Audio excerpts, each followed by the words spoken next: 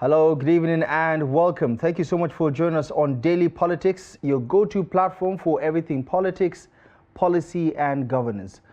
My name is Abdullahi Ahmed. Tonight on the program, we take a look at a subject that is hitting every Nigerian heart, the escalating cost of living. The federal government says it is set to roll out a 4 billion naira conditional cash transfer program aimed at supporting 10 million vulnerable households across the nation.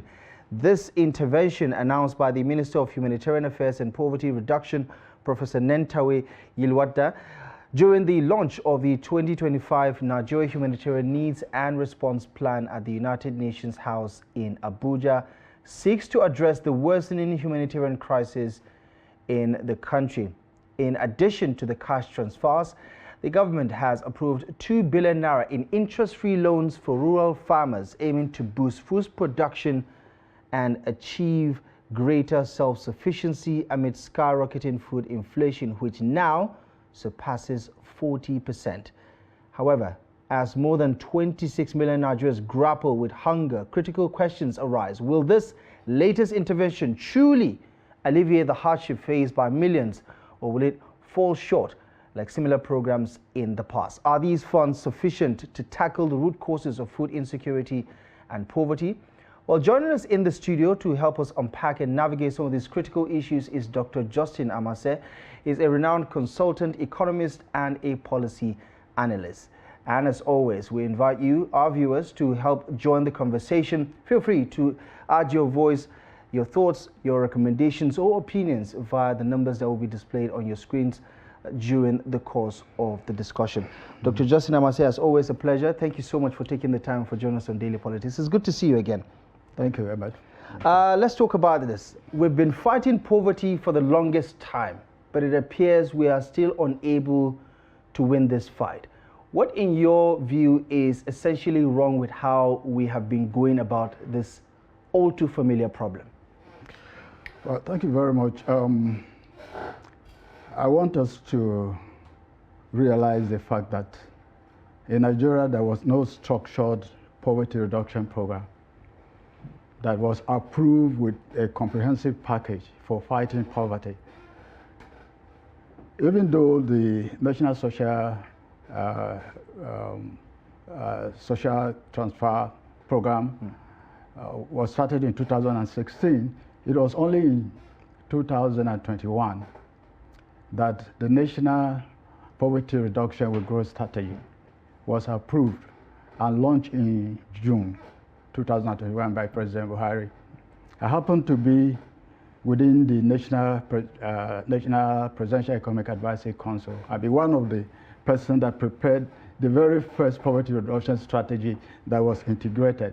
Right. It had a growth component, and then it had this social transfer component.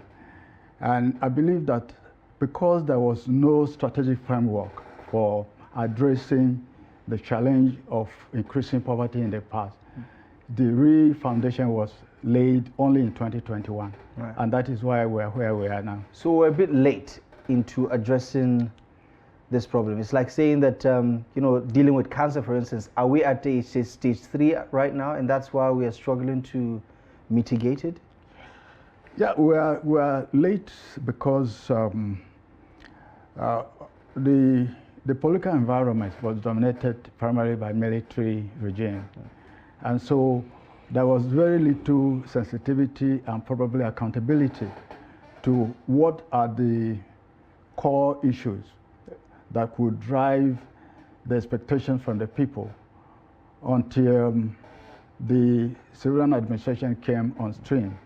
And several programs, ad hoc programs were started, right from President Obasanjo all the way to President Buhari, who actually constituted the Presidential Economic Advisory Council that put in place that integrated structured program. So we are in effect very late because most of our peers, China has already lifted most of its poor from poverty.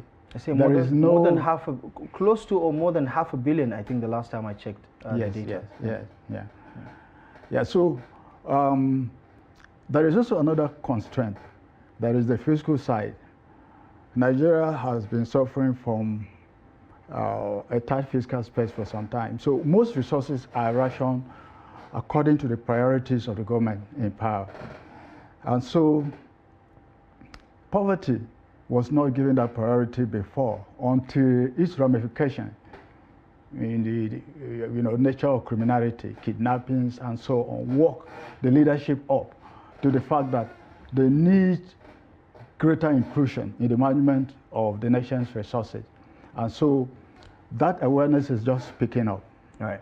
Okay, let's take a trip down memory lane and have a look at this table that graphically displays and captures all of these initiatives from the Obasanjo administration since the return of democracy under the current dispensation, and have a look at the journey so far over the past 25 years, right? Okay, so we had the National Economic Empowerment and Development Strategy, popularly known as NEEDS, under the Obasanjo administration, I beg your pardon.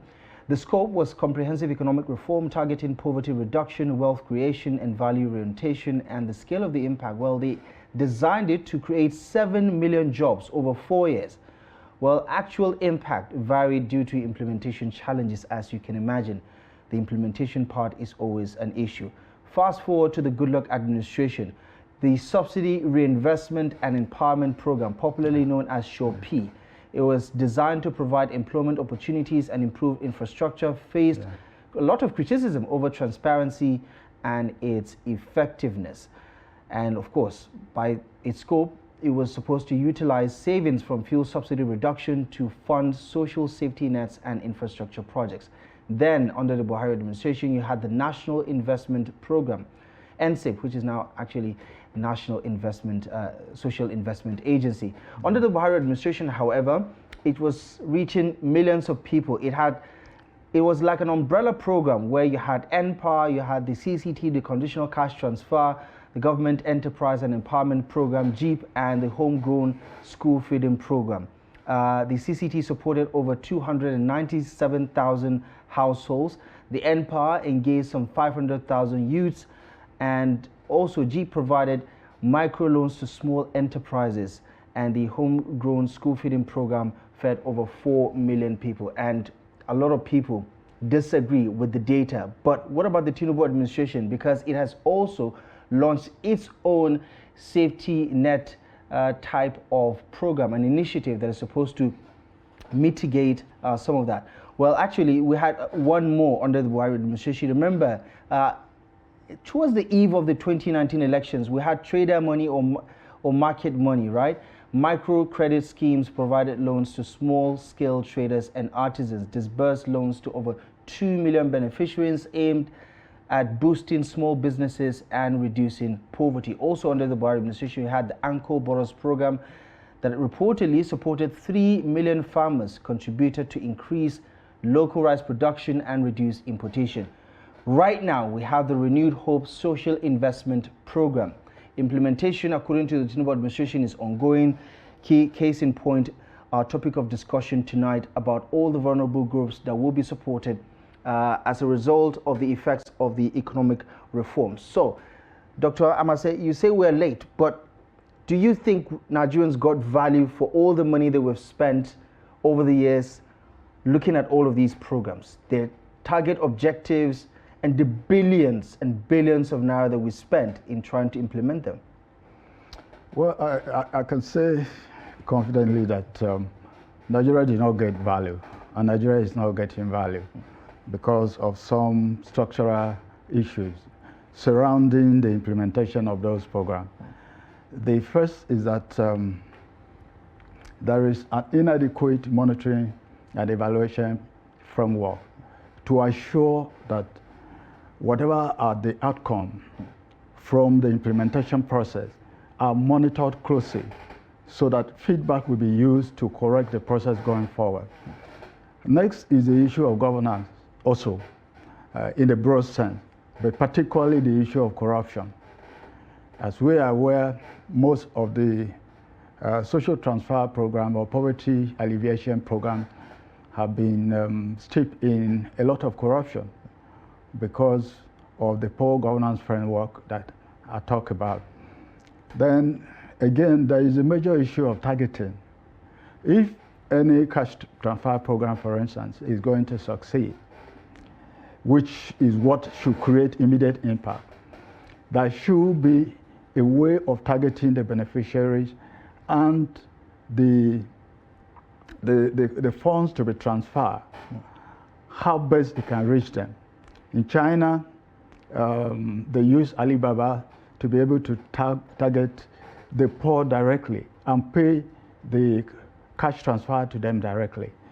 But the other components of the program, well, the performance has been average.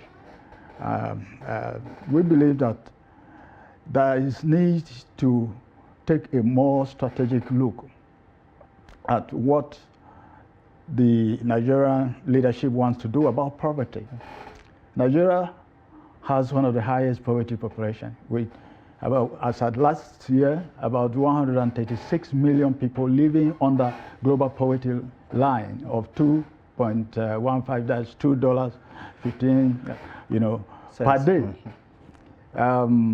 Because of inflation and other social crises that are on our hand, especially the crisis in the Bay State, Borno, Adamawa, Yobe, and those, Zamfara, then the herdsman crisis, farmer settlement crisis in the Middle Belt, and so on. Poverty has been growing almost exponentially. So poverty has become a major challenge, and until the leadership sit down to allocate adequate resources for addressing them, the problem will continue. Not just the resources, but structures, implementation structures that are workable. And we have a lot of examples. We can take the case of China, for instance. I happen to be trained by the Chinese in poverty reduction and all the dimensions that they use to be able to wipe out poverty from their land. What do you think we can borrow from the likes of China to domesticate effectively in helping us address this challenge of poverty? The first major lesson is the holistic focus on poverty reduction as a priority of the government. We should prioritize it. Just like we're prioritizing security now and allocating so much to it, so Nigeria should prioritize poverty reduction and allocate, because I have mentioned some of the numbers before. So China, as a leadership, prioritized poverty reduction and made it a state policy that even at the subnational level, there were engagement and collaboration that made sure that poverty reduction was given priority at the lower levels and the tiers of government. Number two is that the issue of governance, corruption. China has succeeded in addressing that very well through effective targeting. Now we are using digital processes to target. Then poverty as a whole is not just about transferring cash. There are components which you have said some of the programs we have been implementing, are embedded in. But those components, especially the livelihood support program, those programs, training, technical skills, entrepreneurship, and so on, have not been faithfully implemented. And so, unless we learn from the fact that every component of our poverty reduction strategy is given full attention. For instance, in China, you have monitoring officers right down to the ward level. Every single ward, there is a monitoring officer that is posted by the National Poverty Reduction Center. And they give report almost online real time. So the issue of the structure, the delivery structure, is very key. China has succeeded in using that structure where there is a definite strategy for ensuring that what is contained in their poverty strategy is actually implemented on a day-to-day basis. and there is adequate framework for monitoring and getting feedback from every aspect and every dimension of the implementation that is weak, so that it is addressed on an ongoing basis. So these are the key lessons. But definitely there is greater depth to what their structures are, and we know that if we address the fundamentals that I've mentioned very well, we'll be able to get there. There are a lot of people watching this program and listening to this conversation, and they simply just draw the conclusion that our governments are fond of repeating the same mistakes over and over again, not even learning from the failures of past administrations who attempted to solve the problem using the same formula unsuccessfully. Do you think it's fair to say that we keep repeating the same mistakes when it comes to addressing poverty, for instance? Well, thank you so much. There is a definite reason why Nigerian leaders keep repeating the same mistakes. This issue of discontinuity of policy, today we have the renewed hope that, the other day we have, under Buhari, we have the national priority, and so on. So when you want to reinvent the wheel, definitely there are other areas that have not been experienced and streamlined in the past. So you are going to encounter such challenges all over. They could be new, they could be old ones that have been addressed that you are aware of.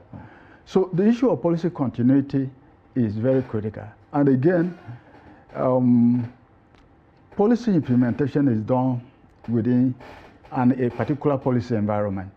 So there should be some level of coordination to ensure that policies are targeted at the same goal. For instance, if you are doing cash transfer, inflation is going up significantly, the value of that cash will go down. Of course, issues of employment, programs like YESO and the other youth programs are meant to engage. But after the period for those programs, the youth are normally back into the employment market. So these are the elements that should be coordinated along diverse policy lines. For instance, the National Poverty Reduction with Growth Strategy provided two pillars, the growth pillar and the social transfer pillar. The growth pillar, you have areas like industrialization, economic stability. So all of these pillars work together. And unless we have a new program that takes into consideration some of the old mistakes, or we improve on the old program, eliminating the old mistake, we will keep repeating the same mistake and we'll keep running around in circles. Yeah.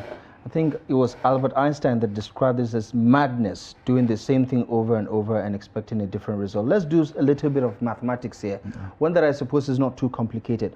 4 billion naira conditional cash transfer aiming to support 10 million households. Does the numbers make sense? Do the numbers make sense to you?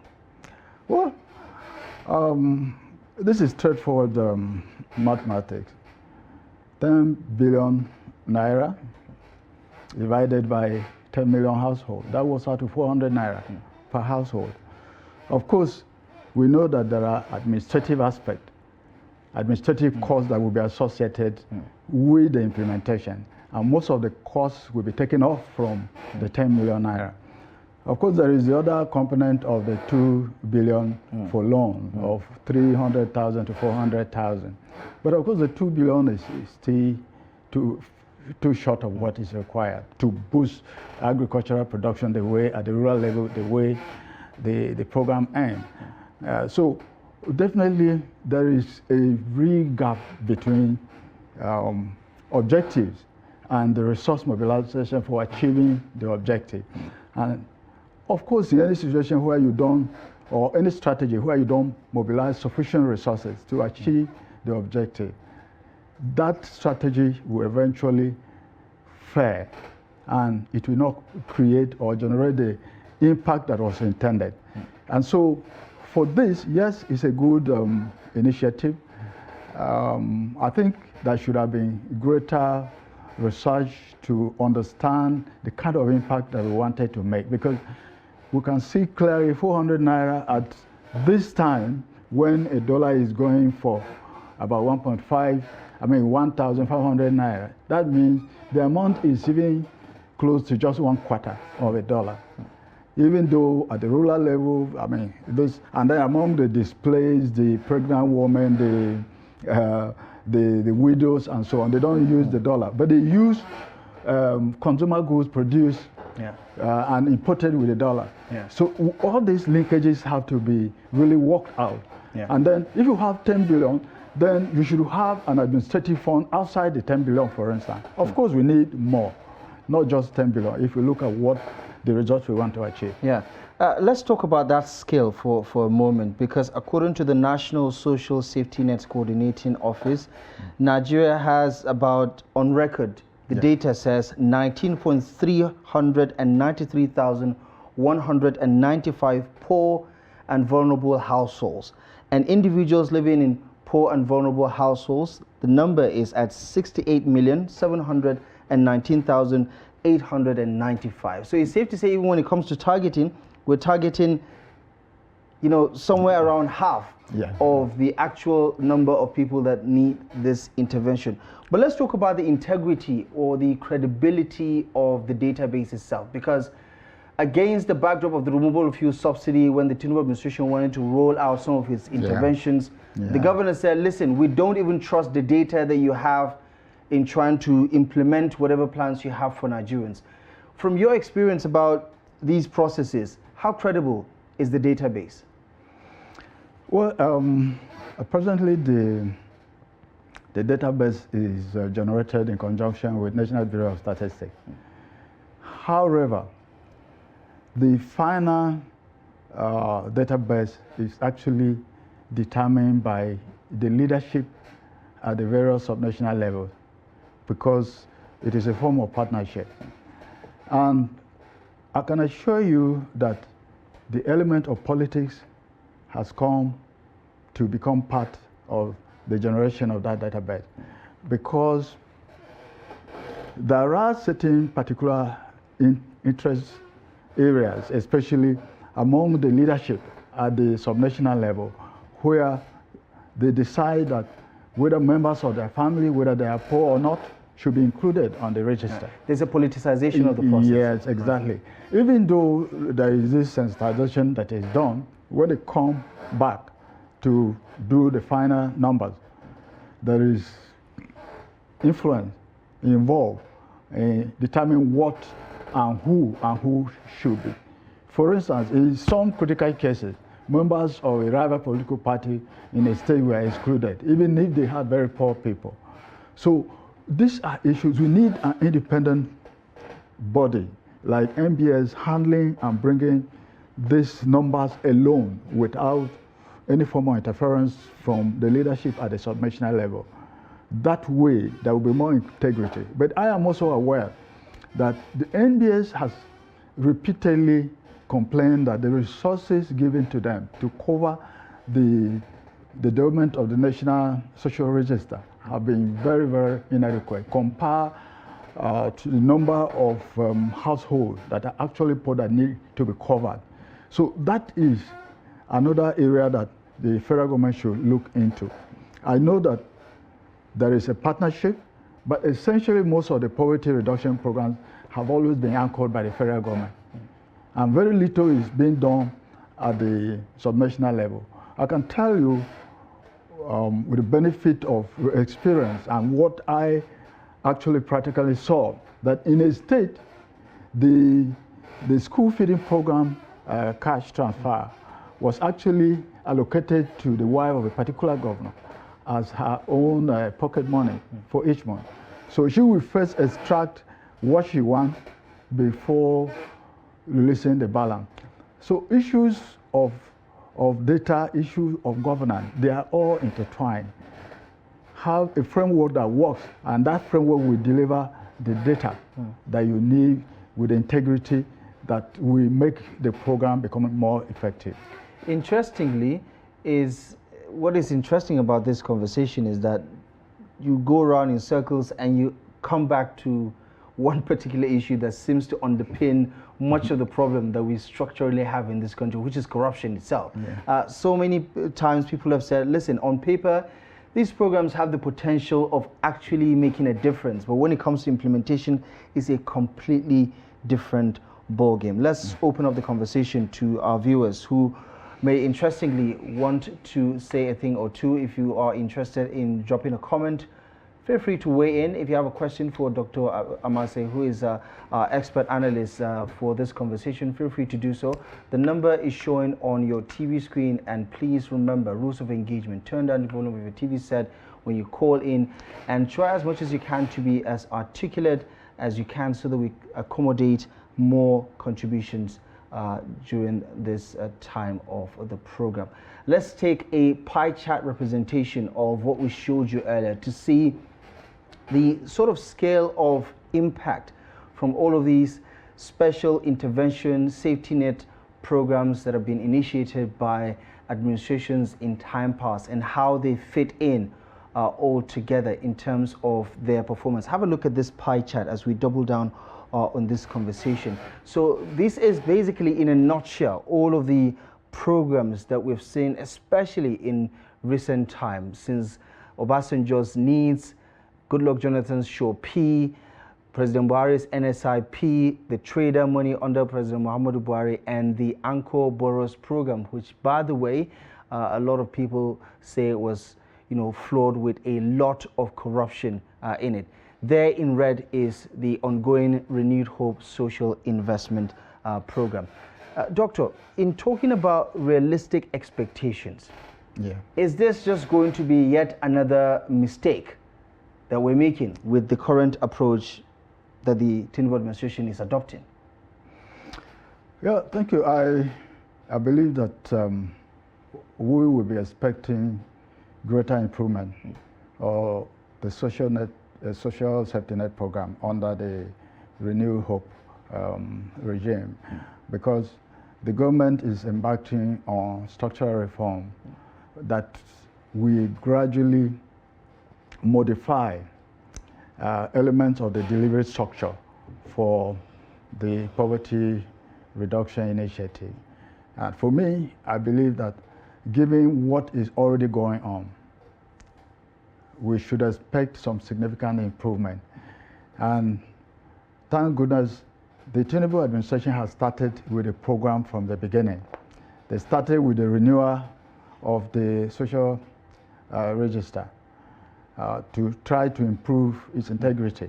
Right. Well, we cannot be sure how far it was done because it was done within a very short time. But I believe that we should expect greater impact this time around, because the system of targeting, which is a major area of failure, has now been integrated into the digital framework. Okay, just a moment, Doctor. Let's speak to our first caller. He's Shamaki calling in from Nasarawa State, I believe. Shamaki, good evening. As always, a pleasure having you join us on the program. Thank you very much, Abdullahi Ahmed. Appreciate you for calling in. Go ahead, please.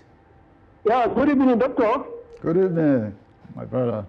Thank you. Yeah, thank you very much. This policy that the federal government want to come with it or bring, the question is, how will this reach these 10 million households? Because if this thing comes to stay, the problem we are going to face is, once it gets to hands of politicians, believe in me, it's going to change the different narratives. I will suggest why federal government should not even inculcate what the former President did, Buhari, to come up with the modality by inculcating the Empower policy. Because Empower policy reaches so many people. There are many people that benefited under the Empower. They did so many things. In fact, I saw it. So I would love, that should be the best way than this cash transfer. So many people will not get it. That is it. Right. It's not only 10 million people are facing these challenges in the country. Almost everybody. So if the true speaking we are talking, let everybody have this thing.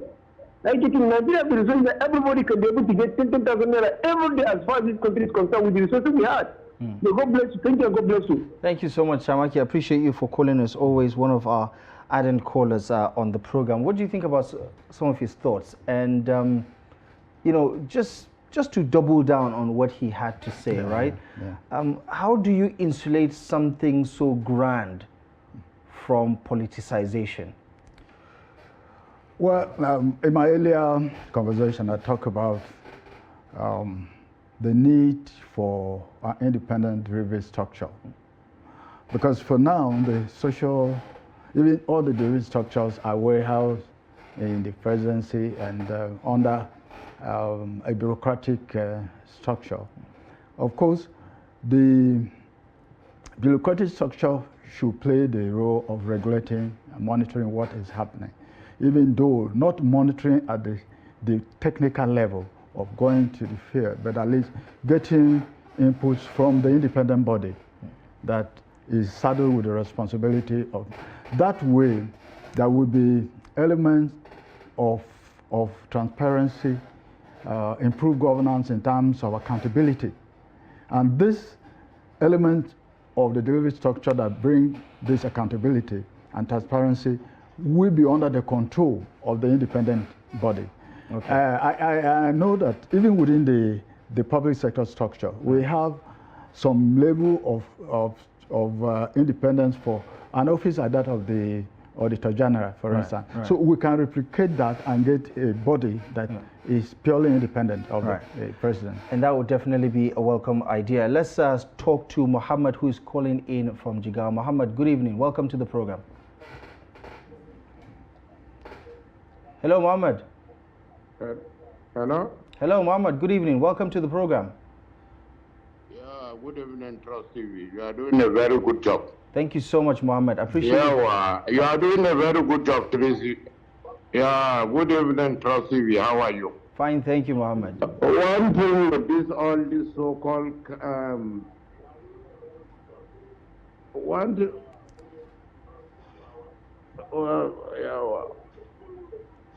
yes, Mohammed, just turn down. So-called cash transfer that they are doing. They did that in Buhari's time. Yes, they did that in the time of Buhari, is that they loot all the money. In terms of this better edu, they looted the money. We don't know where the money is, and we don't know even who are they giving this money to. Right. So it's just corruption and rest. Nigerians don't gain from anything there. In my own Jigawa state, we have never seen or we have never had this cash transfer. So where are they transferring the money to? Everybody have his account number. Why don't they go through what and do the cash transfer? Right. Simple. This is all corruption going on. Thank you, Trust Me. Thank you so much, Mohammed. I appreciate you for calling in. This is as simple as it gets for most Nigerians, because if it's not happening to them, they didn't hear their friend or their friends or their colleague get it, they don't believe that it is happening. You can't argue against that. The former Minister of the Humanitarian Affairs has been charged with corruption. The immediate one that was removed, suspended, and then eventually removed also affect. I mean, how bad is the image of the government when it comes to managing programs like this? Well, I think what is happening in the ministry is a reflection of the broad nature of the public sector environment in Nigeria. Of course, other ministries, other agencies may be lucky not to have the searchlight beam on them like was done in that ministry. But I can tell you there are a lot of issues, from budget padding to whatever. The present administration has actually improved some of the public finance management structure. For instance, the integration of all public sector transactions into one digital hub, where all sorts of payment go into the same account directly. Okay. So these are just strategic elements that are required to strengthen up what what appeared to be very difficult. So I believe that one of the things we could do is to reduce corruption, is to have a partnership with countries that have successfully implemented that. And we bring technical people there. Just a moment, Doctor. Just hold your thought there. I believe we have Pastor Linus who has been patiently waiting to have his say. Pastor Linus, calling from Gombe. Good evening to you, and thank you so much for joining us on Daily Politics. Go ahead with your thoughts. Good evening, Trust TV. Good evening, Pastor Linus. We thank you so much. You guys are doing great work by bringing this topic for us to look into it. This FG cash transfer target for 10 million households indeed is an impressive.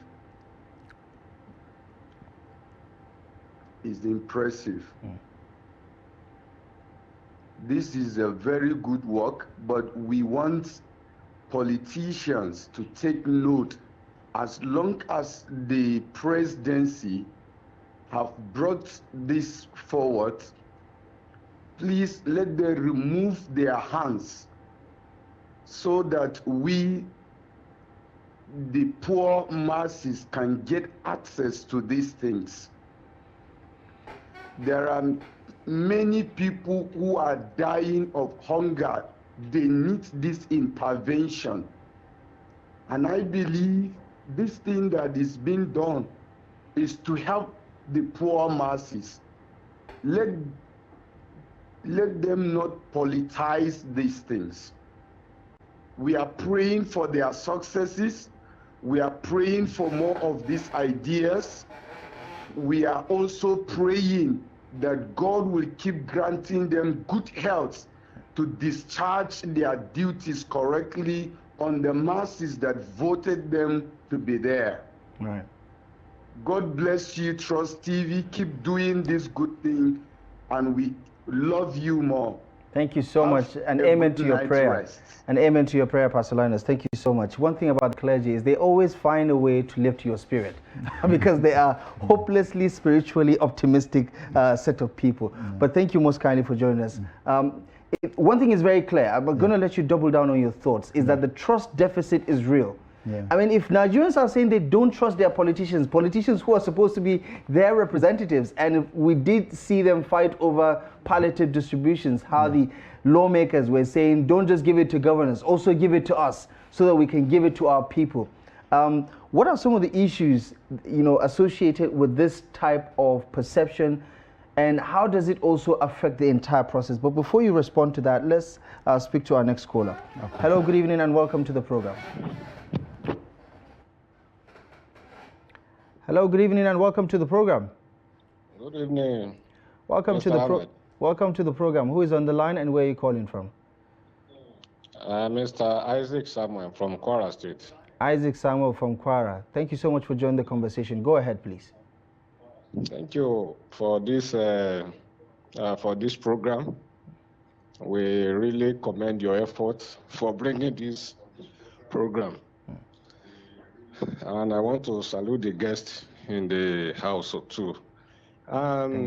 This program that you are doing, looking back the memory lane, during General Muhammadu Buhari administration, this kind of program was done.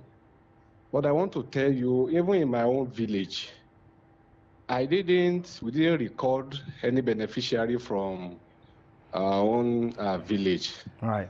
This one is also coming again on board.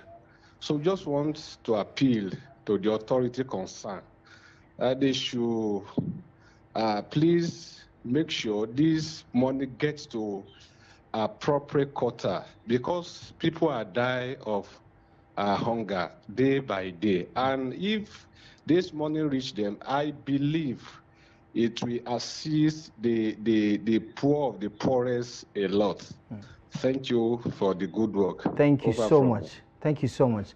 I don't know, I just feel extra excited because the callers have been immaculate and articulate and very, very direct to the point. Thank you so much for calling on the conversation. Your quick reaction to this one, it could be a lifeline. Yes. Yeah. Millions of people need this intervention, no matter how meager the amount is, if only it can get to them. Yeah, thank you very much for your very valuable contribution. I have emphasized in my previous comment that there is a major resource constraint. If you look at the annual budget, there is a clear understanding that increasing the budget deficit will really have negative social consequences by the way of impact on national debt, on inflation, and other elements. However, the government has been building in deficit. Now, if we look at the expenditure profile of the government, there is high component of recurrent expenditure. This year's budget has barely 30% for capital expenditure. And what you are saying is that, yes, if we have enough resources to close the resource gap, we can allocate adequate resources in poverty reduction because of the rampant hunger and poverty and the millions, the hundreds of millions that need this. But in the presence of that fiscal constraint, what would have been done is to try to refocus resources on growth, investment, and employment creation. In other words, the government, instead of just focusing on cash transfer, should focus more on initiatives that can create employment. And they cannot be done only with local resources. And that is why foreign direct investment is important. The impact of employment and all those livelihood programs is much, much greater. And it can be wider than just cash transfer because we don't have the cash. The physical resources are not there. Yeah. You're dealing with limited resources. It's always better to teach someone how to catch a fish than to keep giving that same person fish. Yes, and I have another important problem. Yeah. Well, in Nigeria, unfortunately, a national consensus on a national problem is normally different from the consensus of the leadership on the same problem. So that gap is another major source. So you think the government is doing this because it's a popular idea? Well, not because it is practical? Well, because it serves the interests of the leadership. They're not doing it because they really want a help, but the leadership will know more peace if some of these small policies are implemented to cool down the temperature. Okay, let's take this call then. Hello, good evening. Welcome to the program. Who is on the line? Hello, good evening. Do we still have our caller? Hello? Okay, I think we've lost that connection. Give it another try. Let's see if it does work out. I believe we have another caller join the conversation. Hello, good evening, and welcome to Daily Politics. Who is on the line and where are you calling from? Hello, good evening. Good evening. Good evening. Welcome to the program. Please turn down the volume of your TV set and go ahead. Your name and where you're calling from. My name is Joseph John. Did you say Jacob John? My name is Joseph John. Joseph John. Joseph John, where are you calling from? From Bauchi, sir. Go ahead. Which part of Bauchi? Katagun, sir. Okay. How is Katagun this evening? Fine, sir. Go ahead. About the cash transfer. Yes, Joseph, go ahead. I can hear you. You want to ask me, see about the cash transfer, is it only 10 million Nigerian households that are going to get the cash transfer this time around? Is that Joseph's wife or Joseph's sister? Is that Joseph's wife or Joseph's sister? He said Tamara. I'm his sister. Okay. Good question there, and we'll try and answer it in just a moment. Thank you so much. I like how direct to the point she was. Okay, so As you did hear, perhaps maybe in the intro, the target is 4 billion now for 10 million households. There's another 2 billion to support farmers, rural farmers, to up food production and so on and so forth. But as far as the conditional cash transfer is concerned, it's 4 billion naira rolled out to address the needs of 10 million households. But to also give you the bigger picture is, on record, the data says that we have 19 plus million vulnerable households that need these type of interventions. So you can imagine the scale of the problem versus the scale of the solution. It might look like this 4 billion is just a drop in the ocean. So thank you very much for joining the conversation. Let's just speak to, you know, the other side of the equation that doesn't look like this, throwing money at the problem. What else can we do here? We were talking about the alternative solution other than conditional cash transfer. Yeah, I mentioned the fact that cash transfer on its own is not a sustainable option, though it is normally part of the broad package of social inclusion solution. So we need what we provide something more sustainable, because that is where we say, don't give a person fish, teach a person how to fish. And as much as the cash transfer will address the immediate pressure, if it were adequate, underline that, if it were adequate, 136 million Nigerians are multidimensionally poor. Now, how much do we need as the budget to meet even half of that in a year? How much is our per capita budget as a whole? If we take our per capita budget for this 2025 budget, the amount is so small. And so what you need are fundamental strategies for boosting investment and employment. These are the sustainable alternatives that we have.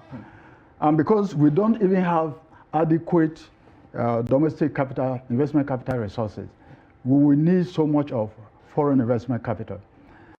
But beyond that, there is need to give the private sector a greater role. If you look at the numbers of borrowing, domestic borrowing by the federal government every year, and you compare that as the resources that would have been given to the private sector to invest, of course, we use the terminology crowding out. The private sector has adequately been crowded out most years because the government tries to enlarge its role beyond what it is supposed to do, because the tax that is required to achieve what will transform the situation can only be done primarily by the private sector. So enlarging the role of the private sector is a major component of the strategy to reduce poverty. That's to create more jobs, boost income, and reduce poverty. All right. Let's give the Tinubu administration the benefit of doubt and hopefully expect that they will turn things around and break this vicious circle of poverty in this country, because the attendant implications are quite dire.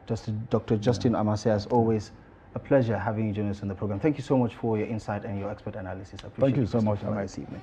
All right. Thank you so much for joining us. Appreciate the calls, especially those wonderful ideas of yours about the state of the nation regarding what has been a prevailing challenge in Nigeria over the past couple of years. That's our show for you tonight. Do feel free to join us next time. We'll be back on Monday live at 8 p.m. exclusive as always on Trust TV. Until next time, my name is Abdullahi Ahmed. Good evening.